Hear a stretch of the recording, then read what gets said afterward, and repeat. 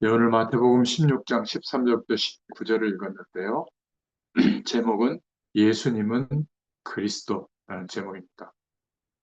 예수님을 아는 것은 사실 모든 것을 아는 것이에요. 왜냐하면 예수님이 십자가에서 죽으시고 부활하신 그 내용으로 설명되는 그리스도의 일은 우리 인생의 모든 문제를 해결하는 길이 되기 때문에 그렇습니다.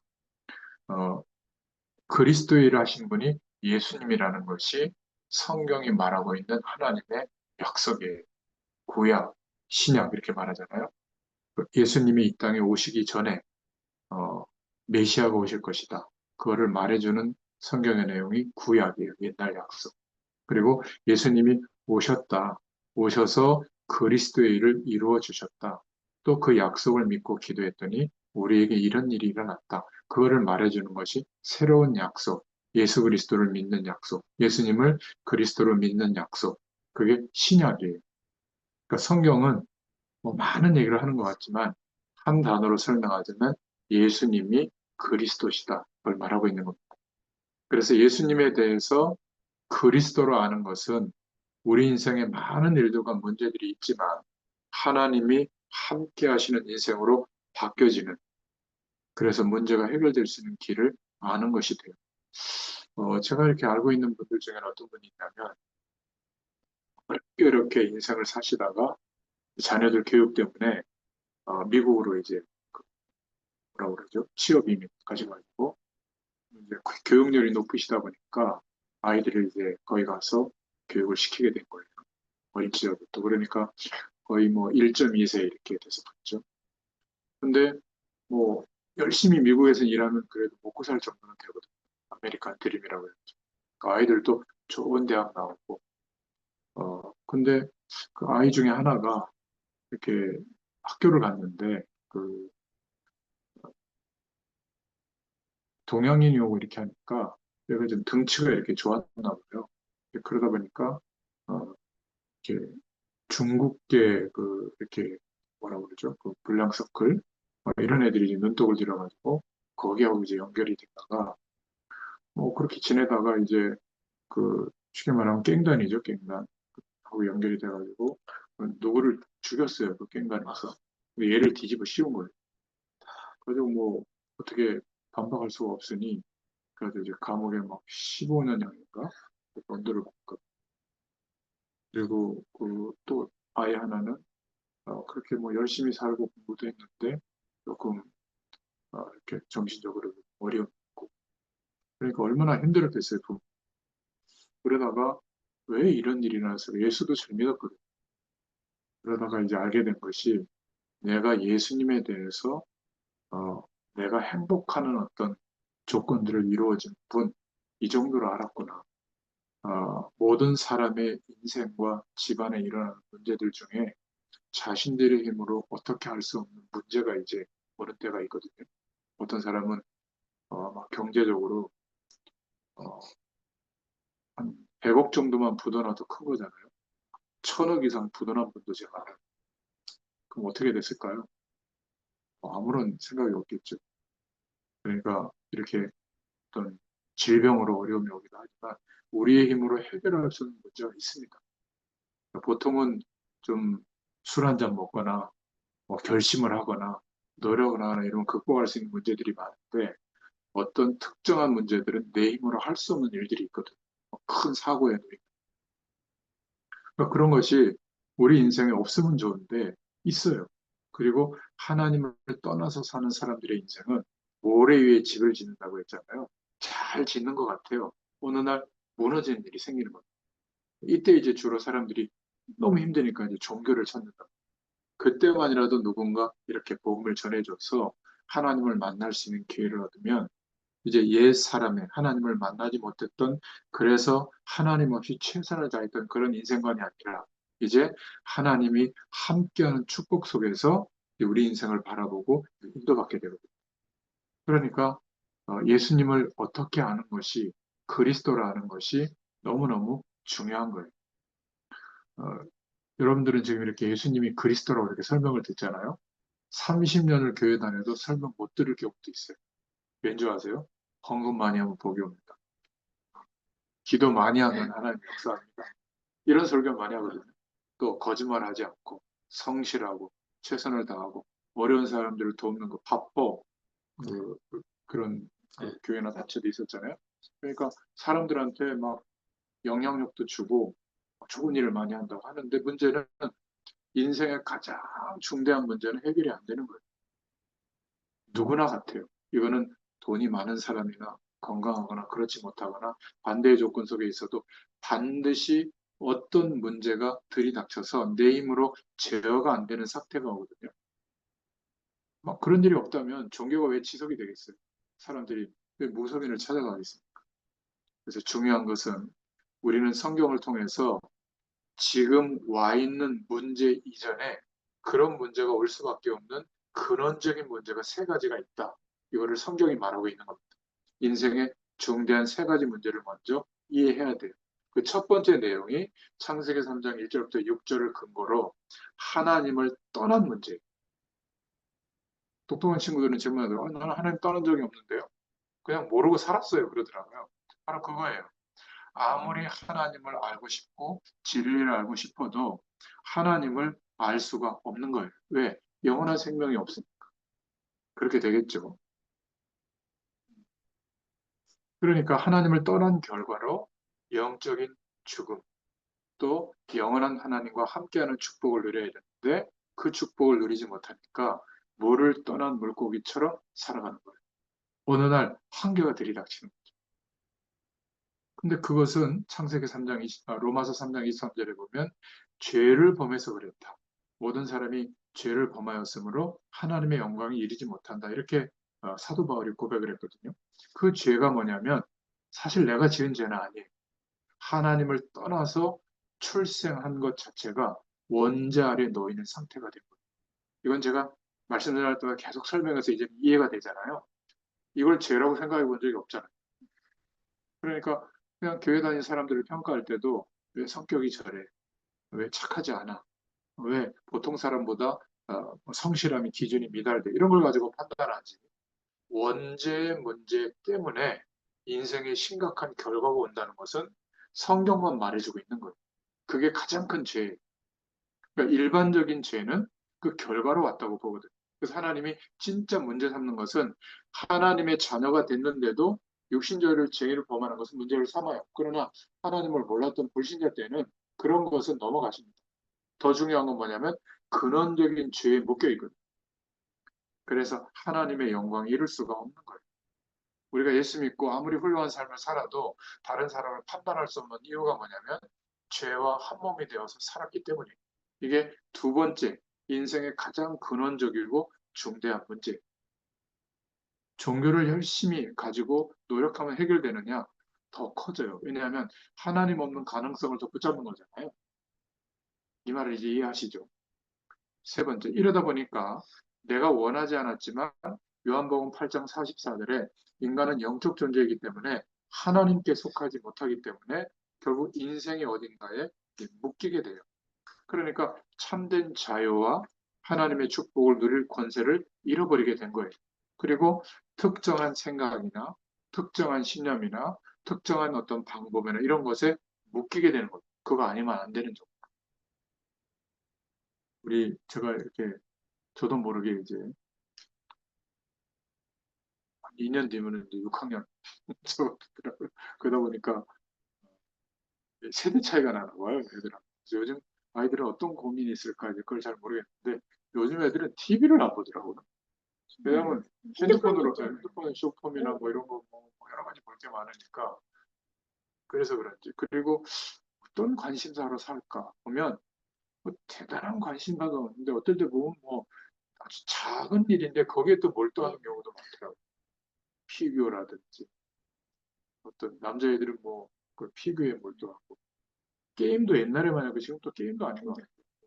어디 맛있는 집들 뭐 인스타에 올라온 거그 돌아다니고 찾고 뭐 그거 올리고 하는 건지 또 뭐 여행 또 유튜버들이 많으니까 해외여행 꿈꾸고 있고 그러니까 소확행이라고 해서 작은 것에 만족을 느끼는 삶을 스스로 선택하는 예전 같으면 저희들 세대는 청년들이 꿈을 가져라 세 개를 넣으면 그 김우중 세 개는 넣고 할 일을 맡다가 이게 이제 막 못했다면 지금은 그냥 아르바이트 하더라도 내가 재미있고 만족을 느낄 수 있으면 행복이다. 그러니까 더 우울증이 커져요. 그건 잠깐이거든요. 근데 옆에는 막 잘 나가는 사람이 항상 있잖아요. 그럼 상대적으로 막 스트레스 받고 또 가정을 이루고 가정에 대해서 책임을 지고 자녀를 키우고 이게 되게 힘들어요. 내 인생을 100% 희생해야만 가능하거든요. 근데 그 희생할 수 있는 용기는 없고 그러니까 혼자 이렇게 자꾸 뭔가를 만들어 간다는 거죠. 성경에 비춰보면 성경적이진 않아요. 그 용기가 없는 거지. 저희들은 사실은 용기보다는 아무 생각이 없었던 거죠. 막 그냥 밀리는 대로 막 그렇게 살아갔으니까. 똑같습니다. 그래서 지금 세대나 과거의 세대나 인생의 가장 중대한 세 가지 문제를 이해하지 못하면 다른 데 가서 노력하는 거죠. 무슨 노력이요? 돈이면 다다. 뭐 성공이면 다다. 아니면 뭐 건강이면 다다. 뭐 그쪽에 가서 내 인생의 문제가 그것이 결핍되어 있기 때문에 힘들다고 생각하고 많은 시간을 거기다 할애하는 거예요. 그런데 갈수록 정신과 마음과 영적인 힘은 약해져 가는 거죠. 그래서 우리에게는 성경이 말하는 답은 그리스도가 필요한 거예요. 그래서 성경 말씀은 구약 성경에 하나님이 선지자들을 세워서 오실 메시아의 약속을 붙잡도록 말씀이 전달되게 했어요. 모든 이 선지서들이 굉장히 많거든요. 구약 성경에. 그 선지자들이 결국은 핵심 내용은 오실 메시아를 기다려야 돼요. 그 약속을 붙잡아야 돼요. 그리고 하나님께서 제사장을 세워가지고 어, 어, 구약 시대는 어떻게 예배드 이렇게 예배드리지 않았어요.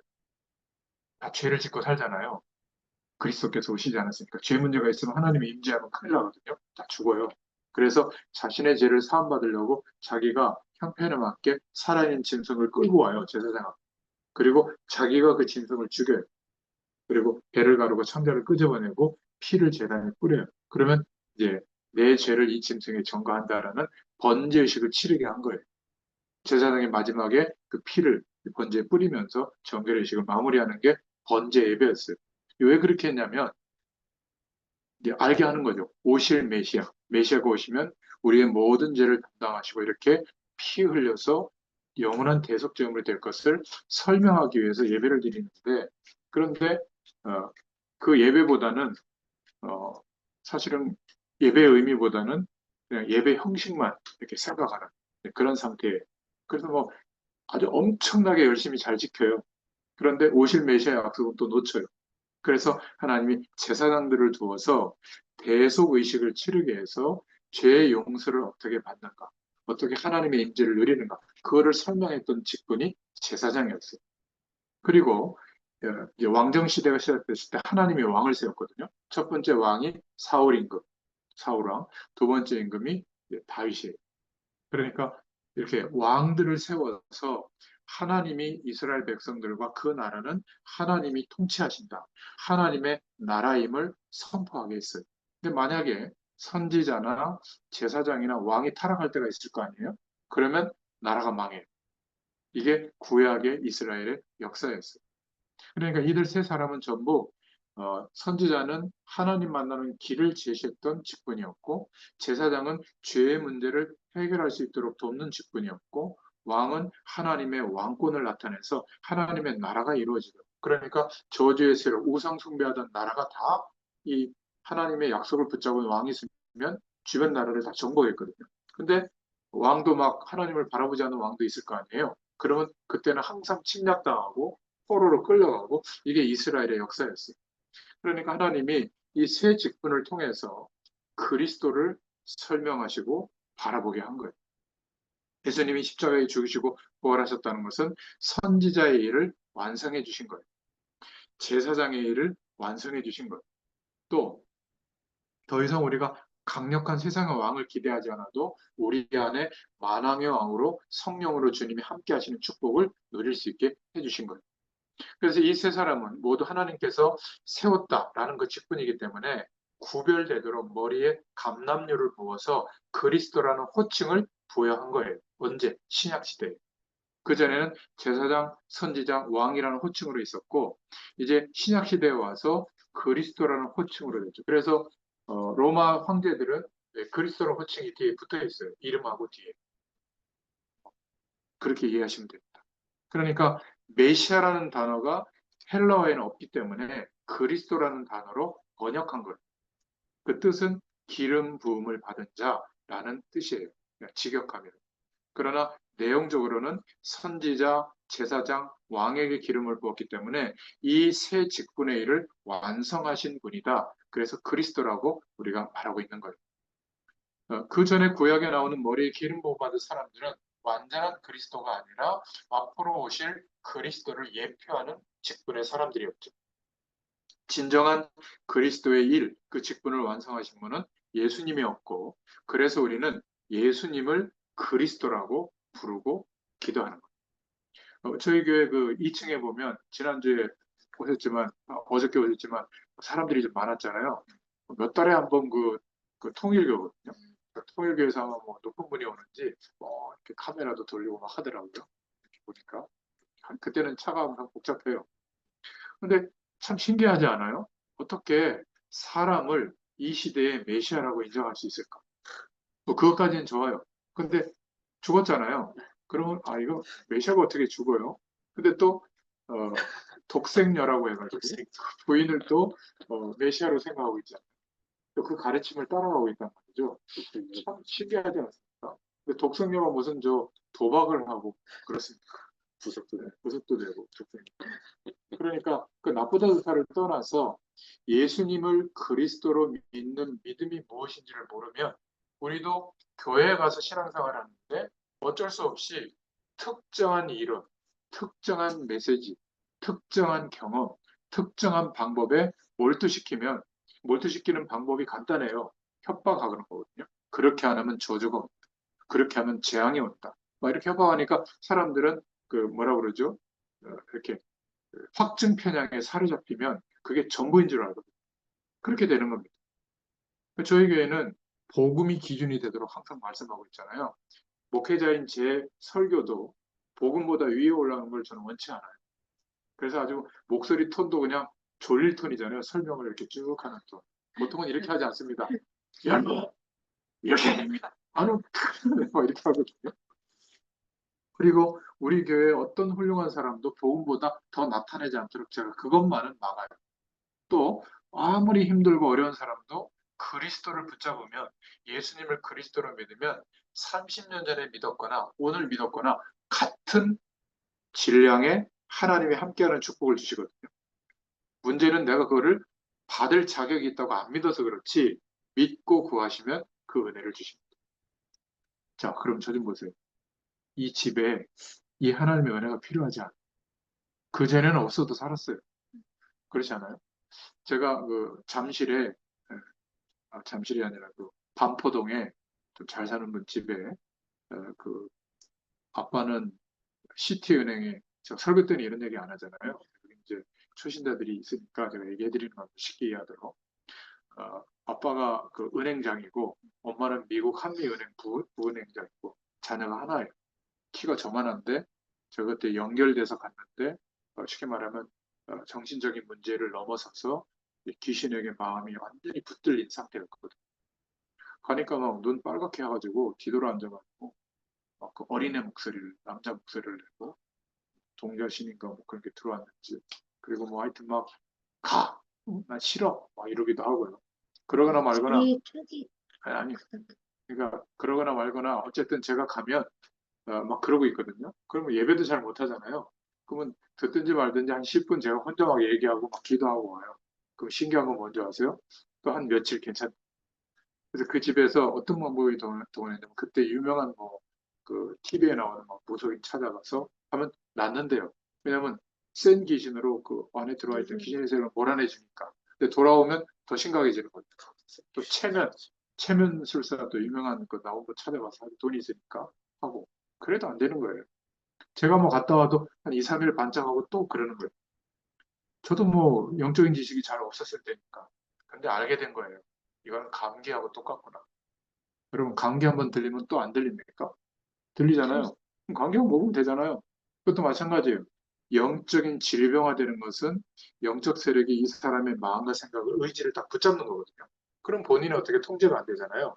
그때는 병원에 돈 받으시라고 해서 막 119에 실려가고 그 묶여 있고 이랬거든요. 그럼 또 나와요. 나오면 또 괜찮아요.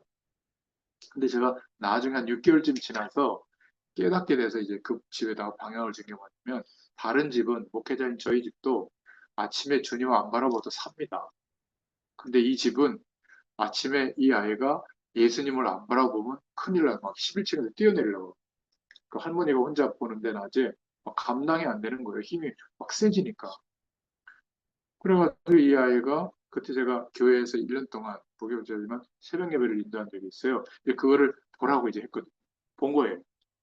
그래가지고 한 1년, 2년 지나면서 지금은 나아져가지고 검정고시로 고등학교, 그다음에 대학도 가고 아마 그렇게 제가 살고 있다고 들었거든요. 그러니까 케이스는 다양해요.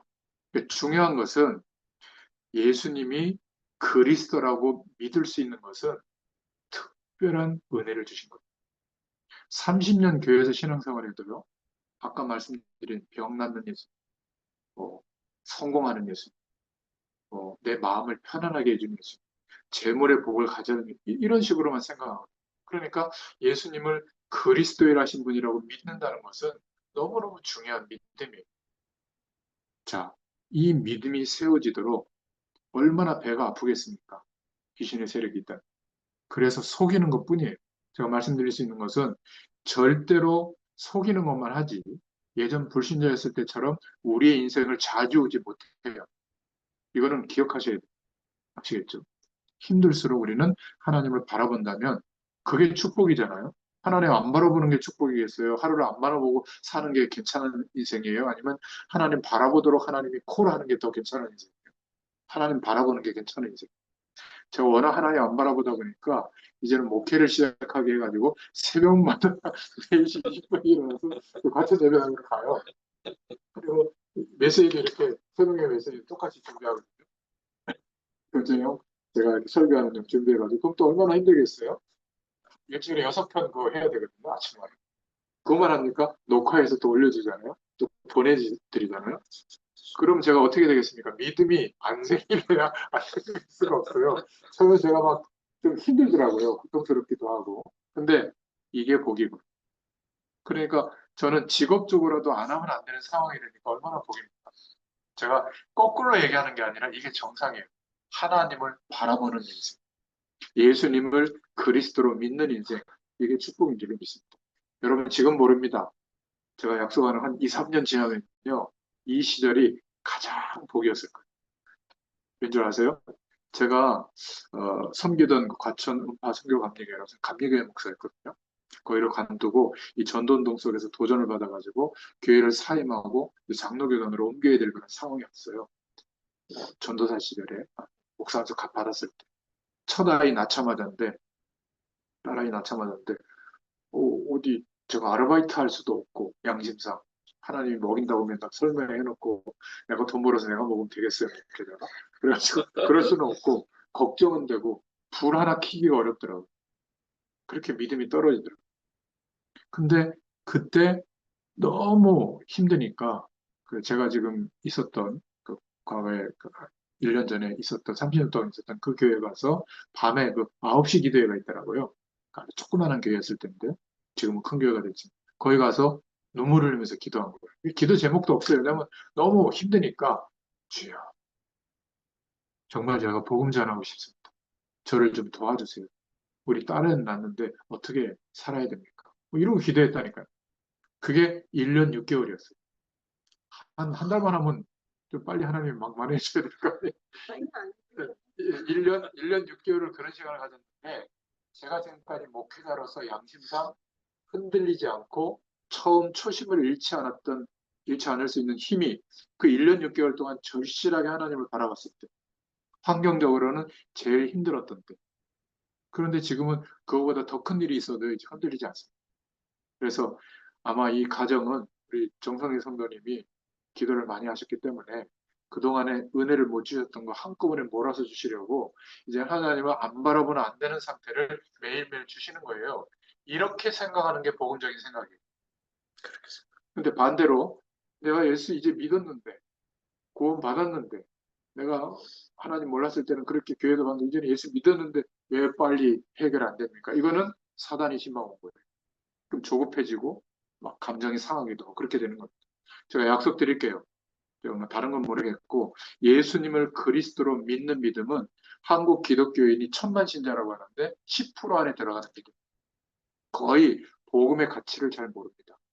그러니까 주변 것에 매여 있고 몰두하고 있거든요. 그래서 하나님을 모르는 사람들이 볼 때 이상하게 보이는 거예요. 저를 하나님 모르는 사람이 만나봐도 좋아합니다. 왜? 균형 잡혀 있습니다. 그리고 사랑하는 마음을 늘 갖고 있고요. 용납하잖아요. 싫어할 사람이 누가 있겠어요? 근데 제가 저 예수 안 믿는 저 인간들, 지옥 갈 인간들하고 막 대적하고 막 다투고 막 이래 보세요. 꼴값 하나 이렇게 되지 않겠어요? 저는 제일 좋아하는 분들이 누가 좋아하는지 아세요? 막 폭력 집단 속에 있는 사람. 또 막 집에서 집 나온 애들. 이런 애들이 저를 좋아해요. 왜냐하면 제가 걔네들 이상하게 안 보거든요. 저도 뭐 중학교 때 집 나와서 뭐 한 6개월씩 지내고 이랬 중학교 4학년 때 당구 300 치고 이랬으니까 모험생 출신이 아니거든요. 그 친구들이 나빠 보이는 게 아니라 이 보험만 들어가면 돼. 이런 마음이 있어요. 그런 마음을 하나님이 주시려고 그 어려운 시절을 통과하게 했더라고요. 자, 오늘 장황하게 설명하는 것은 그냥 예수님은 그리스도십니다. 이러고 끝날 수도 있는데 이 축복을 하나님이 주셨다는 것은 10% 안에 축복 속에 들어간 거예요. 그 정도로 가치가 있는 거예요. 그래서 예수님은 그리스도시고 모든 문제의 해결자가 되시는 거예요. 주는 그리스도시요 살아계신 하나님의 아들이십니다. 16절에 베드로가 이 고백을 처음 한 거예요. 구약 시대를 지나서 신약 시대에 와서 예수님이 지금 공생의 사역을 시작하는데 그리스도의를 시작하는데 처음 베드로가 이 고백을 한 겁니다. 역사적인 고백이죠. 마태복음 16장 16절은 그래서 암송해도 좋아요. 주는 그리스도시요 살아계신 하나님의 아들이십니다. 내가 섬기는 주인님은 그리스도입니다.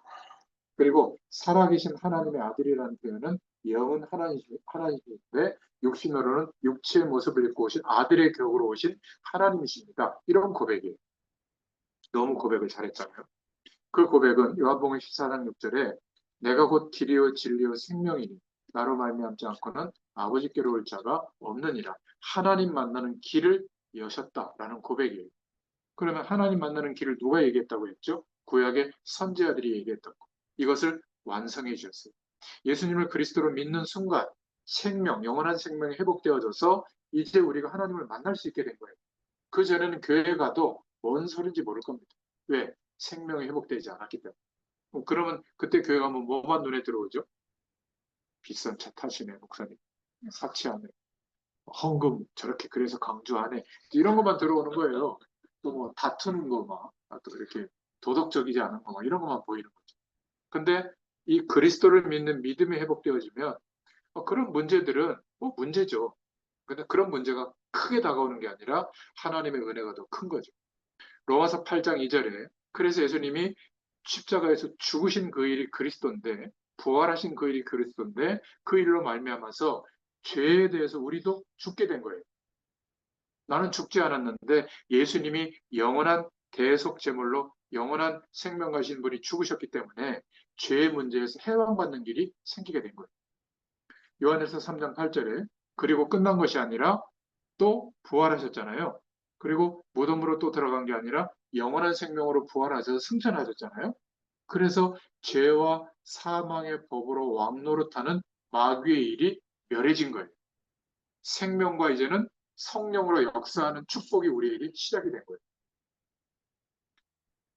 말이 좀 어려운데요. 한마디로 말하면 영원한 축복 속에 들어오게 된 거예요. 주님의 죽으심과 부활 때문에. 우리가 그 축복의 인생으로 바뀌어지게 된 겁니다.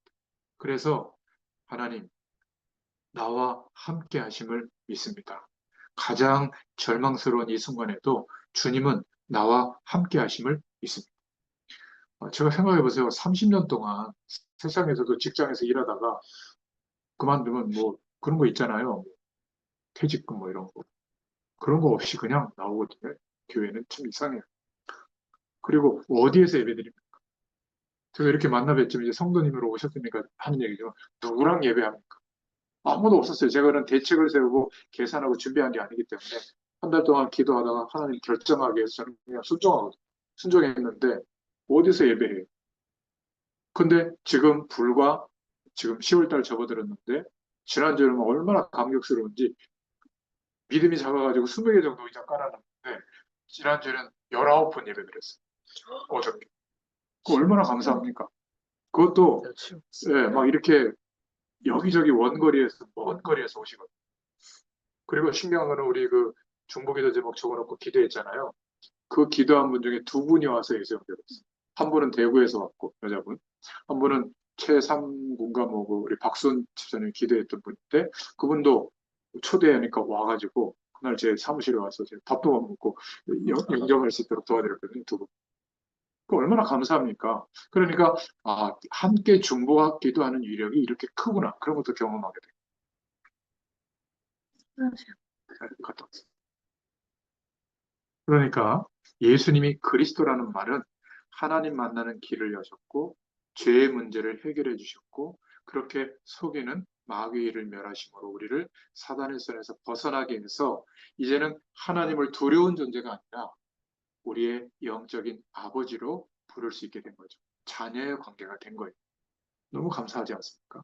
자, 그렇다면 그 두 번째로 예수님을 그리스도라고 고백한 자에게 따라오는 세 가지 축복이 있는데 그 첫 번째는 나와 함께 하시는 주님을 통해서 하나님의 영원한 축복이 경험되니까 복음을 전할 수 있는 축복이 생기는 거예요. 이제 이런 얘기를 할 수 있는 거죠. 너도 예수님 만났으면 좋겠다. 너도 하나님 자녀였으면 좋겠다. 너도 하나님이 함께하는 축복 누릴 수 있으면 좋겠다. 이런 이야기를 해주고 싶은 거예요.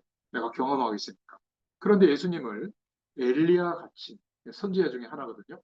엘리야처럼 믿는다는 것은 기적을 바라고 뭐 특별한 어떤 응답을 바라고 그렇게 신비한 경험을 바라는 그런 예수님을 그런 능력 가진 분으로 생각하면 그쪽으로 신앙생활을 하죠. 또 예레미야 같은 분은 어려운 사람들을 도와주고 고아나 가부들을 도와주는 박애주의를 실천하는 이런 분이었거든요. 선지자가. 예수님을 그렇게 생각하면 사랑 베푸는 일만 할 거예요. 평생. 또 뭐 나쁜 건 아닌데 예수님을 세례 요한 같은 정의를 구현하는 이런 SNF파의 선두주자였거든요. 그러니까 정의롭게 사회를 만드는. 그러니까 그런 선동가로 보야면 지금도 아마 막 뭔가 인권운동하거나 국가를 바로잡기 위해서 나갈 겁니다. 그러니까 우리는 이런 예수님으로 생각하지 않고 예수님을 그리스도로 믿고 있기 때문에 하나님이 함께하는 축복을 이제 경험하게 되면 복음 전파의 축복을 받게 되는 줄로 믿습니다. 그 의미가 뭐냐면 반석 위에 내 교회를 세운다 예수님 말씀하셨거든요. 예수님을 그리스도로 믿는 믿음 위에 하나님의 교회를 하나님이 세우신다는 거죠. 그래서 제가 기도하는 중에 저희 교회 이름은 복음의 교회로 한 거예요. 복음 위에 교회가 세워지도록 하나님이 하실 것이다. 저희 믿음이 담겨 있는 거예요. 그래서 여러분들도 그 복음 중심으로 은혜를 받다가 이제 교회의 한 지체가 돼서 함께 예배하게 됩니다. 너무 감사하지 않습니까?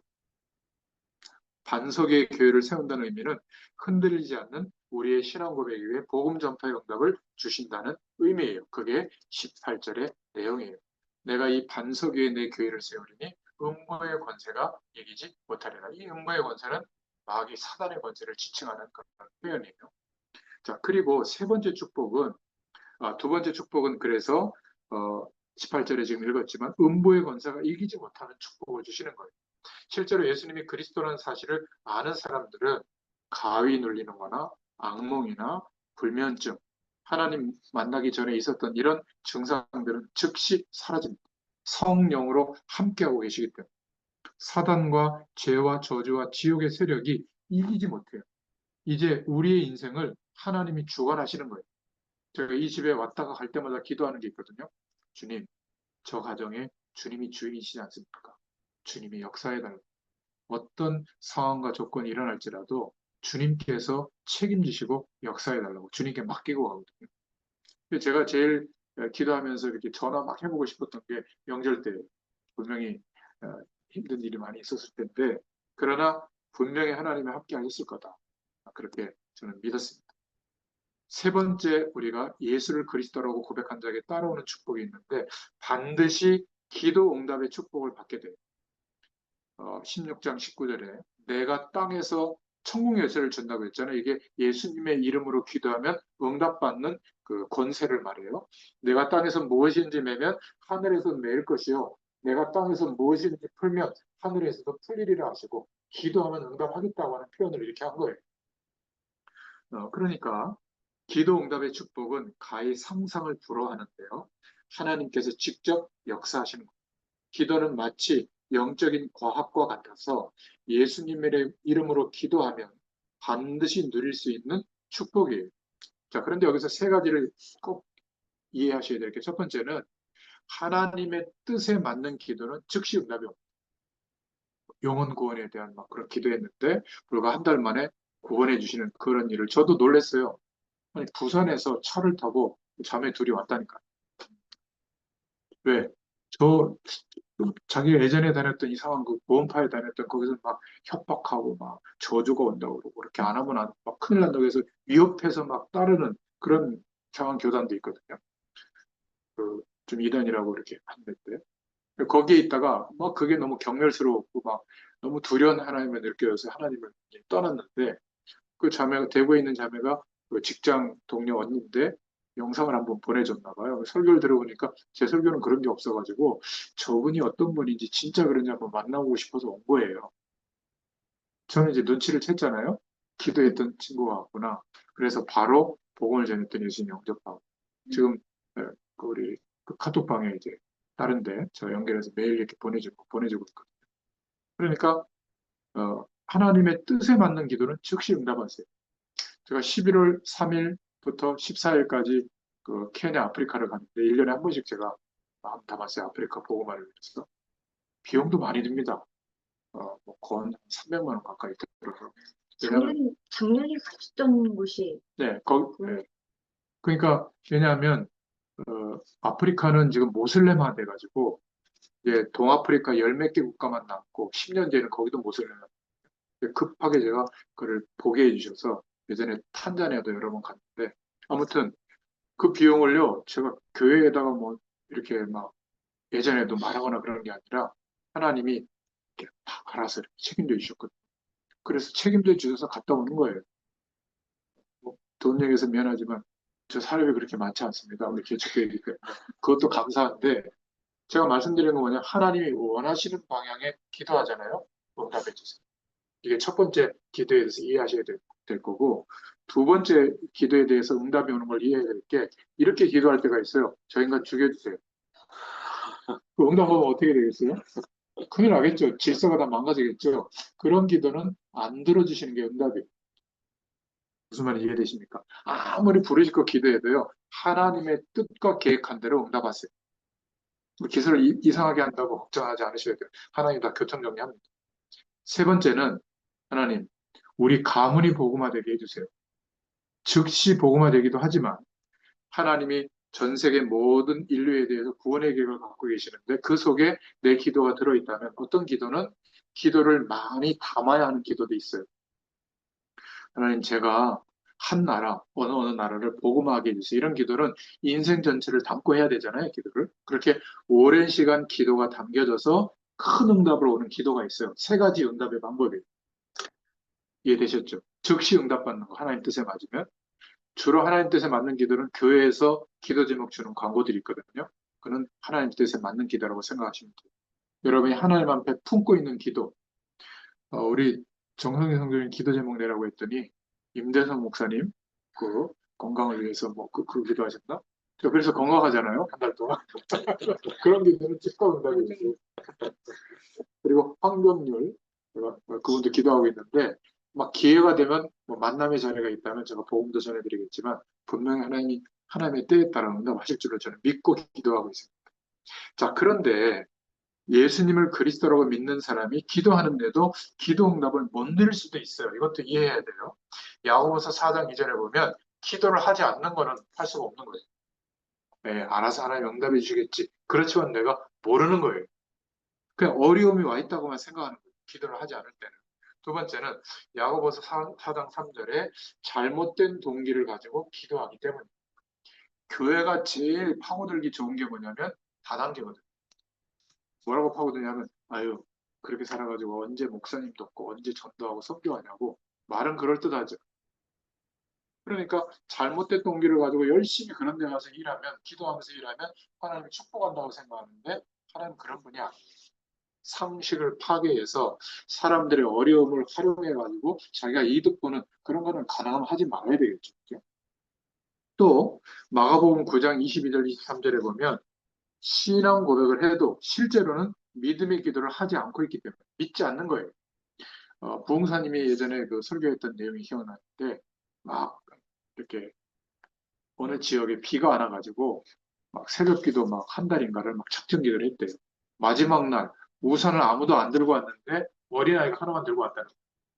한 달 동안 시간을 정해놓고 기도했으면 마지막 날은 하나님이 비 내리신다고 믿고 우산 다 들고 와야 되잖아요. 안 들고 온 거예요. 그 말은 무슨 말이에요? 안 믿고 있는 거지. 기도했는데. 그럴 때는 하나님도 응답하지 않는 거예요. 무슨 말인지 이해되시죠? 그러니까 신앙 고백은 해도 실제로는 믿지 않는 내 경험, 문제, 어려움 이게 더 크다고 생각하고 불안하고 염려하는 거. 그때는 좀 기다리세요. 그런 과정을 뛰어넘어서 예, 이래도 좋습니다. 저는 이래도 주님을 믿습니다. 주님이 함께 하심을 저는 확신합니다. 이러고 기도할 때요. 하나님의 응답을 보게 될 줄로 믿습니다. 그렇기 때문에 우리는 분명한 기도 제목을 가지고 정말로 하나님의 능력을 믿음으로 믿고 기도할 때 기도 응답의 축복을 받게 될 줄로 믿습니다. 오늘 결론이에요. 하나님이 쓰시는 일꾼은 그리스도를 바로 이해한 자예요. 기도를 많이 하는 사람이기도 하지만 기도를 아무리 많이 해도 그리스도를 이해하고 믿지 않으면 그 기도는 공연불이 될 가능성이 있어요. 집을 팔아서 교회를 건축할 때 헌금을 해도 그거는 돈을 들인 거지. 하나님이 그 돈을 받으시는 게 아닙니다. 예수님을 그리스도로 바로 믿고 있는 사람을 쓰세요. 이게 하나님이 보시는 관점이에요. 그 속에서 기도응답의 축복을 받게 되고 부활하신 주님이 지금 우리 안에 거룩한 영, 성령으로 우리 속에서 내주하시고 우리를 인도하시고 역사하고 있기 때문에 그렇다면 기도응답을 받아야 되겠죠. 그래서 정시기도를 하는 거예요. 왜? 응답하실 걸 믿는 사람은 시간을 정해서 하면 지속할 수 있거든요. 아니면 했다 안 했다 하니까. 우리는 매일 성령의 충만함을 받도록 정시로 기도하면 제일 좋습니다. 시간을 정해놓고. 그래서 새벽 기도 시간은 그래서 생긴 거예요. 아무래도 하루의 일과가 시작되기 전에는 누구나 자유롭게 선택할 수 있잖아요. 그 시간을. 뭐안 하면 못하지만 하기는 마음먹으면 할 수가 있잖아요. 그래서 새벽 기도가 있는 거예요. 또 무시기도라는 게 있는데 매일 정시기도 때는 성령의 충만함을 달라고 기도하면 그 은혜를 주시고요. 무시기도는 이런 거예요. 아, 오늘 왜 이렇게 비가 많이 와? 이거 하고 하나님 오늘 비가 많이 오네요. 이건 완전히 다른 거예요. 매사에 하나님과 동행하는 생각을 가지고 주님이 나와 함께 한다고 생각하고 생각하는 거, 보는 거, 듣는 거, 모든 만남, 사건을 두고 하나님 앞에서 인도받는 거예요. 왜 이런 일을 허락하셨을까? 또 답답할 때는 또 기다리고 말이죠. 또 하나님 바라보고 인도받고 확정을 주시면 그때 저는 셈을 걸거든요. 지금 교회 예배가 이렇게 하나씩 하나씩 지속해서 세워지는 게 너무 중요한데 이것도 처음부터 막 드릴 수 있지만 기도가 모아지고 적어도 몇 사람이라도 와서 함께 예배를 해야 공예배가 지속이 되잖아요. 드디어 다음 주에 주일 오후 찬양 예배가 시작이 되거든요. 10개월만. 그러니까 하나님께 기도하다 보면 성령께서 인도하시는 그때가 오면 이제 우리가 인도받으면 돼요. 그게 가장 정확한 것 같아요. 세 번째는 집중 기도해야 될 때가 있어요. 우리의 힘으로 안 되는 상황이 왔을 때. 하나님의 시간표와 역사하심이 보여지도록 집중적으로 기도하는 시간. 이때는 기도 제목 많이 안 가져도 돼요. 이러고 하나님을 응시해도 되고요. 그때 찬양을 들으면서 기도해도 되고 또 새벽 예배 말씀이나 주일 말씀을 들으면서 말씀을 들으면서 주님을 바라봐도 돼요. 형태는 다양한데 중요한 것은 내 생각이나 어려움이나 문제를 좀 생각하지 말고 그냥 하나님을 향하여 집중하는 겁니다. 이때 굉장한 치유와 응답이 일어나요. 그러면 저주의 세력은 틈타지 못하게 되는 거예요. 이렇게 기도 응답을 받는 것은 예수님이 그리스도라는 사실을 가장 잘 증거할 수 있는 나의 메시지가 돼. 다른 사람에게 이야기해 줄 때도 괜찮아. 나도 그랬는데 하나님이 이렇게 역사하셨죠. 그렇게 나의 말씀이 되는 거죠. 예수님이 그리스도라는 사실이 우리의 삶 속에서 발견되고 누려지고 체험되기를 축원합니다. 그래서 오늘 말씀을 잘 생각해 보시고 내가 예수님을 그리스도로 믿고 있다면 이러한 복음 전파의 축복과 저주의 세력이 이기지 못하는 축복과 반드시 기도 응답의 축복을 받게 된다는 사실을 기억할 수 있기를 바랍니다. 기도하겠습니다. 하나님 감사합니다. 오늘도 우리 모두에게 예수님이 그리스도 되어 주셔서 이 시간 성령으로 역사해 주심을 감사합니다. 이 가정의 주인 되신 주님께서 시간이 갈수록 어떤 문제와 사건과 어려움 앞에서도 담대하게 주님을 바라보게 하시고 그 믿음 안에서 성령으로 역사해 나가시는 하나님의 나라의 배경이 체험되고 누려지도록 먼저 우리의 심령 안에 우리 각자의 심령 안에 하나님의 나라가 임하도록 역사하여 주시옵소서. 조금 연약해져 있는 우리 지혜 자매에게도 하나님께서 동일한 은혜로 역사하여 주시옵소서. 문제와 어려움이 있지만 시간이 갈수록 하나님이 더욱 상쾌하게 낫게 해주시고 또 와 있는 그런 문제들 통해서 역사하는 저주의 세력들 틈타지 못하도록 천군 천사를 동원하시며 그리스도의 능력으로 결박해 주시고 떠나가게 하여 주시옵소서. 하나님께서 늘 세밀한 말씀과 은혜로 역사해 주심을 감사합니다. 우리의 기도를 들으시고 또 우리의 마음을 하나님께서 살피시고 우리의 육신을 살피셔서 하나님께서 큰 힘으로 역사해 주시기를 소원합니다. 감사드리며 예수님의 이름으로 간절히 축복하옵고 기도하옵나이다. 아멘. 네. 감사합니다.